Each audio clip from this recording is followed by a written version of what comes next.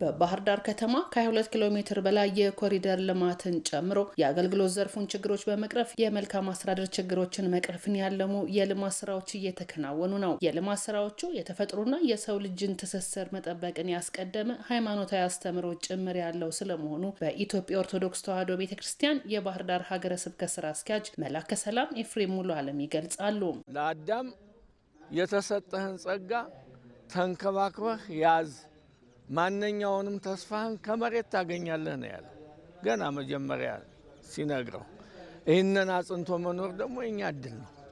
ስለዚህ የከተማችን ልማት፣ የከተማችን ውበት የራሳችን ጌጦች ስለሆኑ የበኩላችንን አስተዋጽኦ ማበርከትና ህዝቡም ይህንን እየተከታተለ የከተማውን ውበት፣ የከተማውን ልማት፣ የከተማውን መስፋት አንዳንድ ጊዜ እንዲያውም በዚህ አሁን ሰፋ በሚባለው መንገድ በእውነት ችግርም እየተወገደ ነው ያለው። ቤተክርስቲያኗ አማኞቿ ለልማቱ ከፊት እንዲሰለፉ የድርሻዋን እየተወጣች ስለመሆኑም አንስተዋል።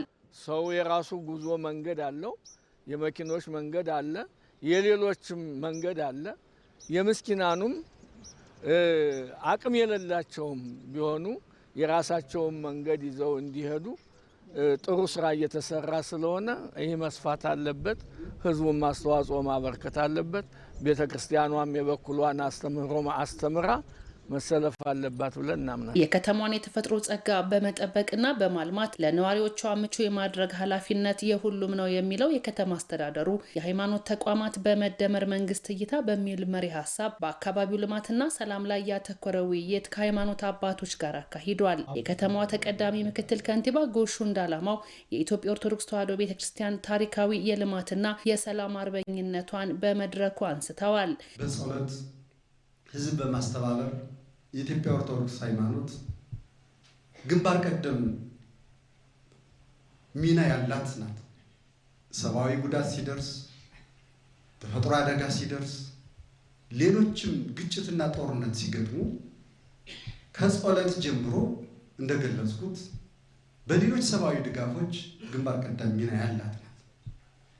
ይህ ሚና ተጠናክሮ እንዲቀጥል ያስፈልጋል። በመሆኑም የሃይማኖት አባቶችና ምዕመናን ለሀገር ሁለንተናዊ ልዕልና የሚያደርጉትን ድጋፍ ሊያጠናክሩ እንደሚገባም ነው ያስገነዘቡት። እቺ ውብ ከተማ አብረን ተባብረን ሰላሟን ጠብቀን የጀመርነውን ልማት ካስቀጠል የሰው ልጆች ሁሉ ወደዋት መጥተው የሚኖርባት ከተማ ነው የምትሆነው። ለቀጣይ በአብሮነት በጋራ የምንሰራበትን ሁሉ ተመካክረን ተወያይተን እንዳንድ ልብ መካሪ ሆነን የምንሰራበት ሁኔታ ይፈጠራል ብለን እናምናለን። የባህር ዳር ከተማ አስተዳደር በየደረጃው የሚገኙ የህብረተሰብ ክፍሎች ጋር በአካባቢው ሰላምና ልማት ላይ እየመከረ ይገኛል። ለኢቲቪ ራሄል ፍሬው ባህር ዳር።